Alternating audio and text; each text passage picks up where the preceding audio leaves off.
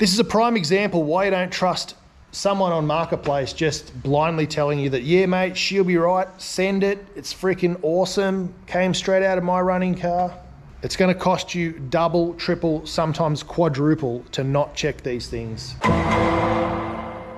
G'day everyone, it's Turbo Tristan. Welcome back to the channel. Today we're doing what I personally believe is probably one of the best budget engine swaps you could ever do in your early 90s Honda Civic.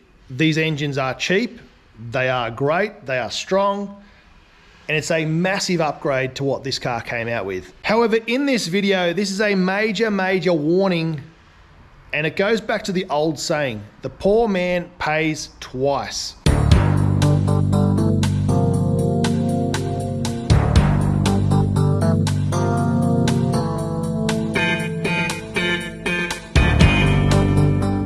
Now, this person bought an engine off Marketplace.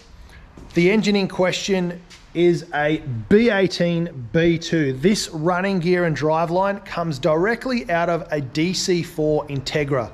Now, a DC4, a DC2, an EG, 1, 2, 3, 4, 5, 6, have the same suspension, chassis, subframe, basic floor pan as each other. So DC Integra, EG, Civic, basically the same car. So it's not surprising that everything just bolts pretty much straight in. Great swap. You can get one of these engines for about 500 bucks. You can buy a whole DC4 Integra for about $1,000 with trashed paint, trashed interior, and just in not very good condition. So it's a great base and a fundamental to swap in a twin cam fuel injected engine. This car was a breeze. It's an EG3. It came out with a 1.3 litre, or I believe in some cases a 1.5 dual carb 4-cylinder. We're now up to a 1.8 twin cam fuel injected 4-cylinder. So that's a massive jump in terms of technology, drivability, power, economy. Everything basically has lifted this car up probably, let's say, double. It's twice as good as what it was. However, this person bought this car with the intention of doing a swap. They found what seemed to be a really good deal on Marketplace. Someone was selling the complete running gear from a DC4 Integra. So B18, B2, 1.8 litre twin cam. However, they couldn't get the car to time up right. It wasn't running right, it was coughing, it was spluttering, it had no power, it just wouldn't drive. Turned to Facebook, turned to the internet, just about everyone said check the timing, check the dizzy, check the belt size, the teeth, make sure it's got the right amount of teeth, they're not out of tooth, etc, etc. Did all that, couldn't figure it out, brought it to me. So let's jump back in time and I'll explain why the poor man pays twice. We've now bought not one, but two engines. So the car's now on the hoist. We've taken the rocker cover off. This guy has gone out and done his very best. He's put the car together, plugged everything in, went to start it, was hesitant, timing and everything was out.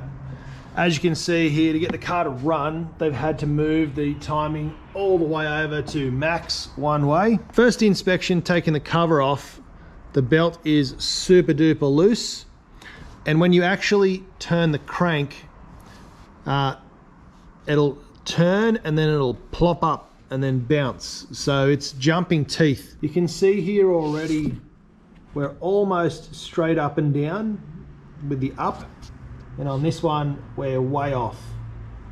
So it's not quite at TDC. We've got to go this way, just a little pinch, but you can already see how badly this is off.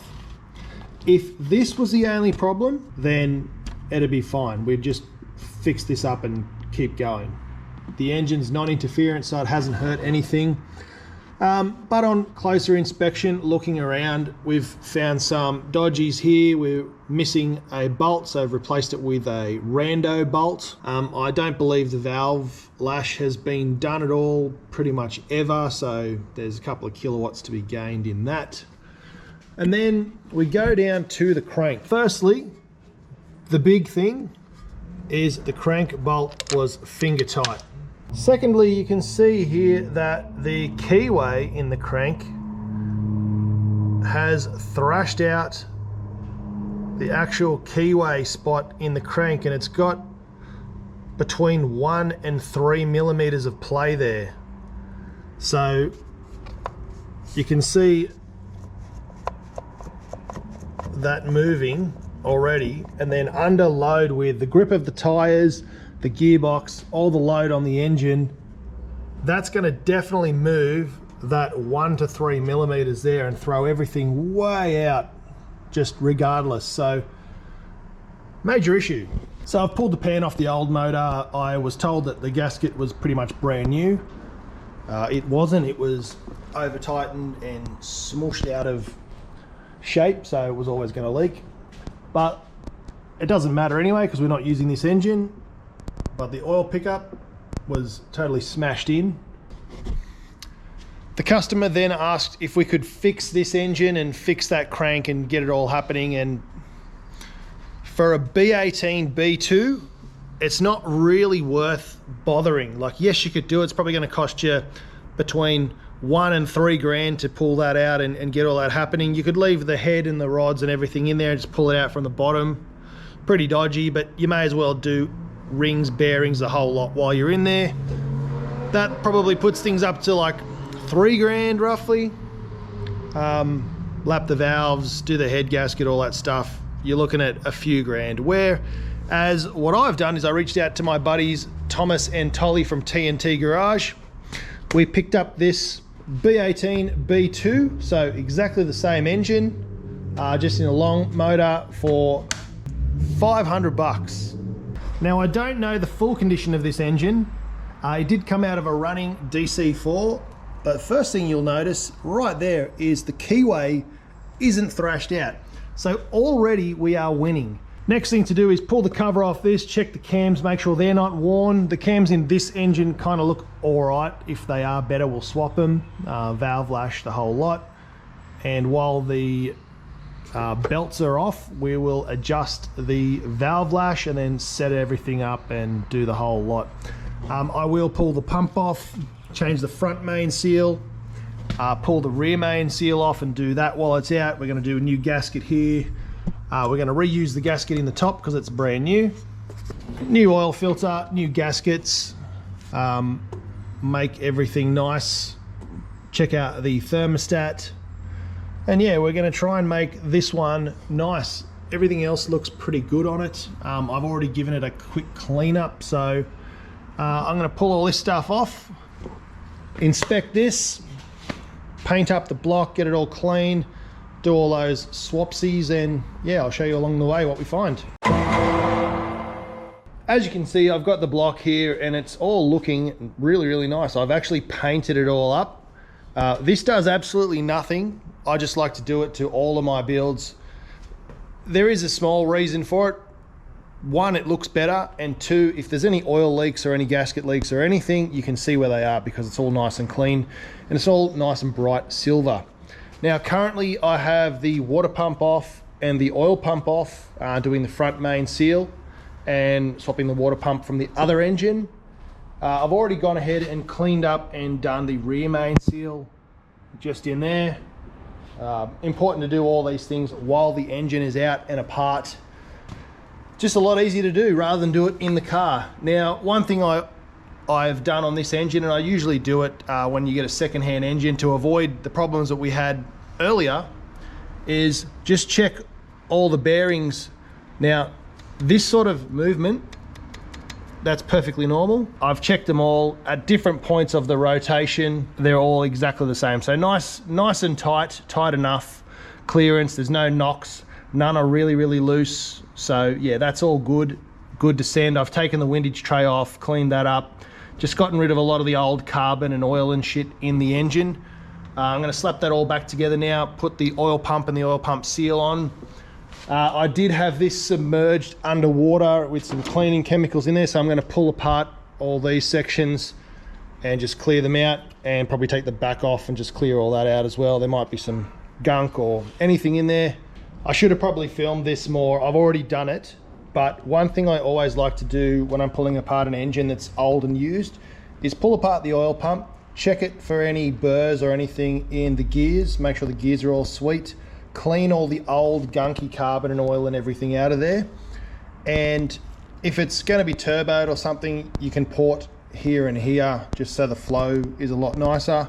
You don't have to do that for, you know, low power applications. One thing I do though is I pull out this pressure relief valve and I just stick a washer in there, just a really flat small washer, just to give an extra couple of PSI of oil pressure in there. Because this car is going to the track, that's definitely going to help. So we've just increased the preload on the spring so it is a little bit tighter. It's still the same softer spring, it'll still come down, it'll still work as normal, but it's got a little bit of preload in there, so it's going to have to work a little bit harder to open, not too much. One of the few downsides to this really awesome, really budget engine conversion is they sort of stopped making parts for this motor. One thing in particular, which is really hard to get, is an intake manifold gasket. Thankfully, the guys at Elusive Racing keep in stock these P2R ones. Now, I do really like these for a lot of reasons, but I don't like them for an equal amount of reasons. I like them because they're reusable. They don't stick to each side of the manifold, and taking the manifolds on and off, you're not going to break this in half. It also has the added benefit, I don't know how true it is, but it's a thermal gasket. It separates the head and the manifold right in here, so it stops any heat coming out of here affecting the intake air temperatures by a couple of degrees. It's not going to change everything perfectly, but it's definitely going to help keep this from getting heat soaked and passing the heat onto that. The thing that I don't like about it is it doesn't crush or squish down, so you've really got to crank the heck out of these nuts and bolts to make sure they're torqued evenly and tight. Otherwise you can get leaks in between them. Covering this with gasket goo kind of defeats the purpose.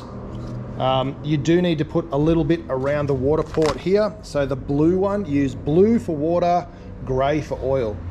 One thing I found in the engine that's up in this car is there was blue for oil and grey for coolant. So make sure you get that around the right way. It says it on the packet. Just get it right, it's very important. Otherwise you're going to have a leaky Honda that's you're topping up with oil or water every week like they say in the memes. So don't be that guy, use the right stuff. Here's what I mean about the gasket goo. You just need a little bit around each of those two ports. Same goes on the K manifolds, same goes on B and D series, wherever the water goes through. You don't want this leaking and water going straight into your cylinder head, so you make sure you seal that off. I've done the same on both sides of the gasket. Now it's time to put it together. I can't get hold of a brand new thermostat, so I'm going to test the one that was in the donor engine. This one says it goes off at 82 degrees. It says there on the bottom. This kettle is just boiled, so 100 degrees. Let's see if it opens up.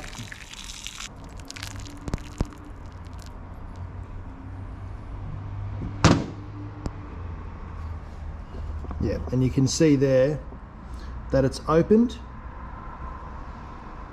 So that gap there, that seal has now broken and it's open. So we're going to run with this one. What I do like to do, always run a thermostat. People that tell you to take the thermostat out and chuck it out, don't listen to them. Dumbest idea ever. Whew, that's hot. The reason why you want this in here is you want the water flow to slow down enough to go slowly through the radiator and cool the water that's going through the radiator. If this is open, you're spinning the engine at 8,000 RPM and the water's just shooting around, it's not going to get time to go through the radiator all the way through and get cooled and then move out. It's just going to be pumping it through constantly. One thing I do is I just take out the little jiggler and I just enlarge that hole a little bit. Just helps with bleeding the coolant.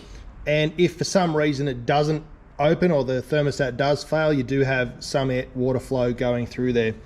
So I'm going to open that up. It's currently, you can see that's closed again now. It's currently about 2 mil. I'm going to make that about 5 or 6 mil. So I'm going to blast a pretty decent sized hole in there, but we're still going to keep the thermostat and it's still going to work. So let's get that in there. All right, now we're going to get to the grumpy Tristan part. So I don't know why people don't do this. I don't know if I'm special in the head or what, but when you do an engine conversion, you pull out an old engine, clean your engine bay. You know, it's not that hard. Pressure washer, garden hose, bit of degreaser, whatever you have. I use this stuff, it's called Oven Bright. It is super caustic or alkaline, which is the opposite of acid, but still does pretty much the same thing. It just doesn't melt paint and stuff away. I've splashed some on my face during the week and got a big skin peel facial, but it's really, really good for cleaning engines, engine bays. You've probably heard people say oven cleaner is great. This is that stuff, but concentrated. I've gone ahead and I've sprayed it all throughout the whole engine bay. It won't harm anything else in here, but it's gonna get rid of all of this just by pressure washing it straight off, all this black stuff, all this power steering fluid. Interesting thing about this model, being that it's an EG3, is a breeze, so they come out carby. There's no hole here for the air intake, and they don't run the power steering cooler, they just loop the line down there. If you're gonna go to the track, which this guy is, I recommend running a power steering cooler. They're like 50 bucks, a little bit of hose, some hose clamps. It takes you 15, 20 minutes to fit one up. Just mount it in the front, just keeps the power steering fluid cool, stops your seals and power steering pump from overheating and melting and whining, and very, very valuable if you're going to the track. This paint, for whatever reason, it's been on there for a few weeks. The car's been heat cycled and ran, even with poor timing. The paint is still sticky, tacky, and as you can see with white valve cover, you get this just from touching it, leaning on it. So I've gone back to the OEM factory wrinkle black look, ground back the logo, just so it looks OEM+++. And yeah, we're just gonna stick with that. That's how I'm doing it. I didn't even ask, I just fixed it. So that's how I roll when I do builds for people. See an issue, I fix it. Talk to them about it later. If they're happy, they appreciate it. You know, hopefully it comes back to me karma times 10. You know, I hope they send me customers and hope that, you know, they're happy with my service and keep using me. So here's the engine all dressed up. Everything's put back on, all the belts are on, everything's packed up. I decided to stick my little logos on there. I didn't build the engine, but I just inspected it, checked it, made sure it was all good, and put it all back together much nicer than it was. I've tucked the wires a little bit. I'll tuck them a bit more once the gearbox is on and I'm ready to put in the car. Blocked off some pollution gear, which we didn't need. Replaced some of the hoses, but this is all sealed up. Fingers crossed we don't get any B series oil leaks, which is the standard thing for B and D series. We've got the flywheel on and the EXEDY heavy duty clutch is on. Now, being that this is a standard car, standard power, these aren't a powerhouse. You don't have to have a heavy duty clutch, but if you are gonna go to the track and you are gonna be beating on the car, you've got a lot of heat, you've got a lot of grip once you upgrade your tires, so you're gonna wanna make sure you have a strong clutch combination. So we've gone with a standard flywheel to keep the rotational mass up, just for torque and things going up and down hills in this car. As I said, it's totally standard DC4 engine. And we've gone with a heavy duty clutch disc. This will feel like standard, but have the grip and the heat management and everything of a heavy duty, which it is. And it comes with new bearings for the gearbox, the clutch throwout bearing. Here it is here. And yeah, we're just gonna get this on. Nothing too exciting, but EXEDY Sports Tough heavy duty clutch going on this build. Do it once, do it correctly. Well, it's the next day and the engine is in. Everything's all fitted back up. I've gone ahead and done my usual thing, which is replace all those crusty, rusty bolts with the nice zinc plated hardware. A couple of things I'm just waiting on at the moment is a hard line fitting just to go onto there. The old line was kinked.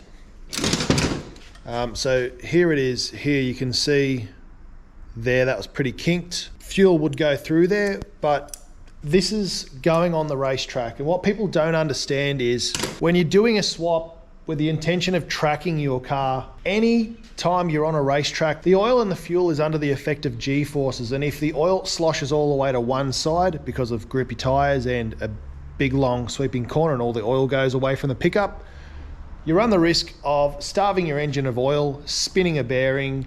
It won't happen if it happens once, but if you're doing several laps and that happens every time, each time the engine runs dry, it's just going to damage the bearings more and more until they eventually let go. In the fuel tank, Honda Civics are a car that's designed to do 100 k's an hour, go to and from the grocery shop. They're basically a town car designed for the stay-at-home mum or the grandma, or the commuter car to get to work. They're not designed by Honda for a track car, even though these are one of the most capable, probably the best available budget race car on the whole planet, an EG Civic. They weren't designed for that from Honda. So you need to take into account there is a small fuel pot in there where the fuel pump sits. Once that gets low and sloshes out under G-forces, again, you're going to run the fuel tank dry or the fuel pump dry. That can not only kill the fuel pump if it gets dry for too long or if you run it too low, but it can also kill the engine. If you're at 7,000 to 8,000 RPM in an engine like this, in third gear, ripping around a corner, flat stick, all the fuel sloshed to one side, all of a sudden the fuel pumping up to the front of the car stops. The injectors fire nothing. They just like cough air, like nothing comes out. That causes detonation inside here. The fuel actually helps cool everything down as well as lubricate everything and also make the bang to make it the pistons go up and down. If this detonates, runs no fuel, and just sparks and bangs nothing with not the right amount of fuel in there, you can cause damage to the piston tops, piston rings, the ring lands, all that sort of stuff. Quick way to blow your engine. So making sure you've got good oil supply. I always overfill them past the dot about 3 to 4 millimeters at least, and a little bit more on the track days, and always fill your fuel tank all the way up. But make sure you have a good fuel pump, good fuel lines, a clean fuel filter, and a clean fuel strainer at the bottom of your fuel pump.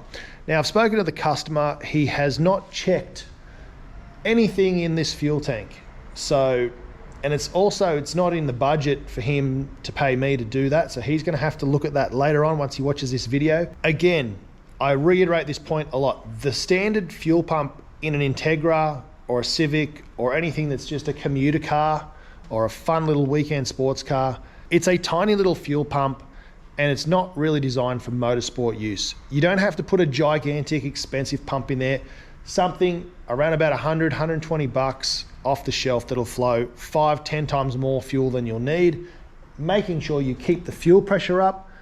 These factory fuel pressure regulators aren't very strong, so you need to always make sure it's got great fuel pressure in there. Doing that with a good fuel pump means you're not going to have an issue with that for a long time until you start tuning injectors, ECU, etc. So those things are really, really crucial. And this is a prime example of you don't just trust the guy who sells you the stuff that says, yeah, this is everything you need, bolt in, plug it in, turn it on, go straight to the racetrack.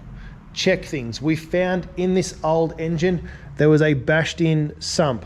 We found the timing was out. We found the valve lash was out. We found the keyway on the crank was absolutely screwed.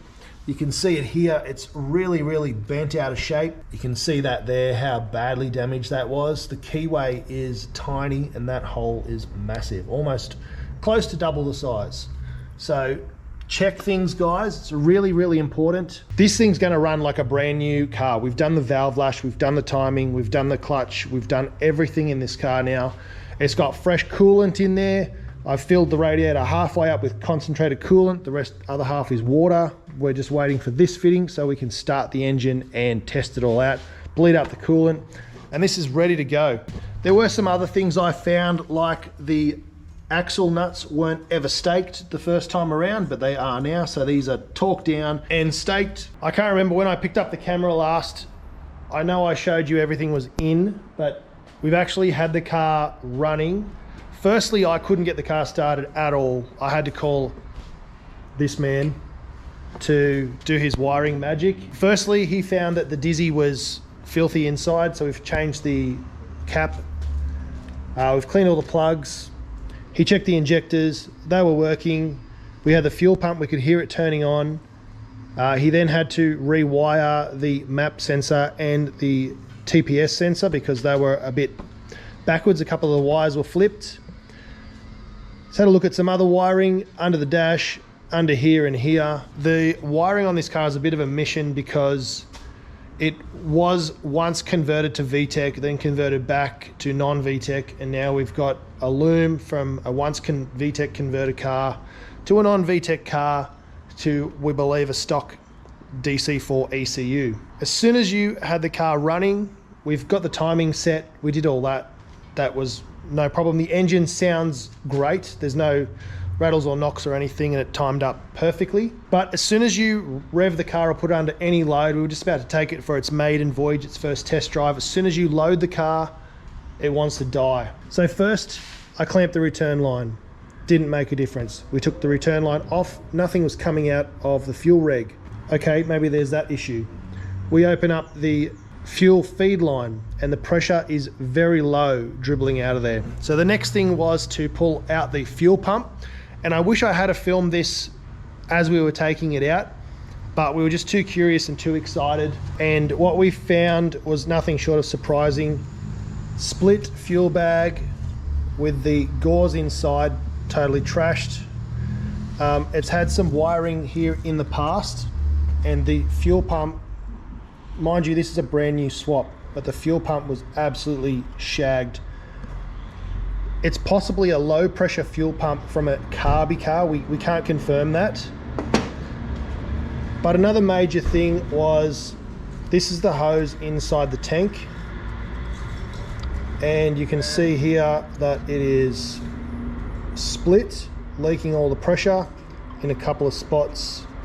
Another one just there as well. So we're gonna have to replace that with a new standard fuel pump just to get the car running, and fix up all this wiring here and put a new hose on with a new filter.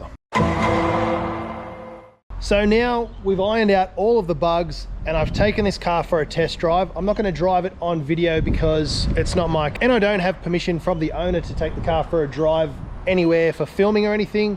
This swap, in my opinion, is probably the best budget swap that you can do in an EK Civic. Honestly, for the price, I am super in love with this swap. This absolutely flies. Let's talk about some of the issues with this swap. So this person bought all of this gear off someone off Marketplace, whom they said it was great. Well, that couldn't have been further from the truth. It was absolutely terrible. The old engine is on a pallet over there, ready for the tip. It was disgusting. For 500 bucks for the motor, and then probably another $500-600 for all the gaskets and seals and everything, and the belts and blah blah blah, plugs, etc. What an absolute bargain. It flies. It feels like an untuned K20 in an EG, and I know that because I've done plenty of those swaps. This car is totally stock ECU, stock airbox, stock exhaust. There's no actual power mods on this, and it absolutely flies. So what you saw last, we were having issues. The car wouldn't run or fire, and it was running terribly.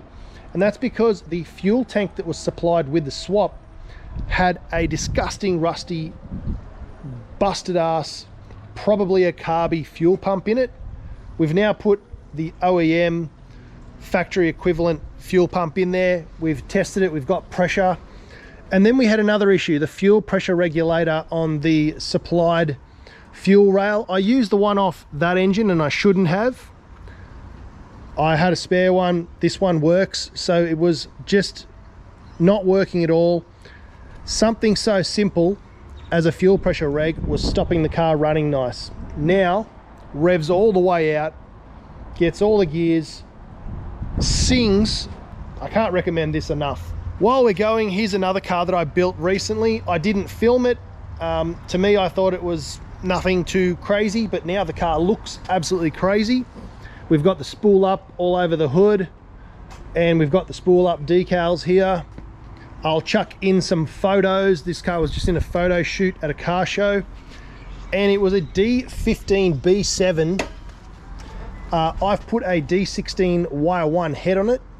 We sent the ECU off to Chongi. Chongi has put a map and a chip in it, and he's flashed it.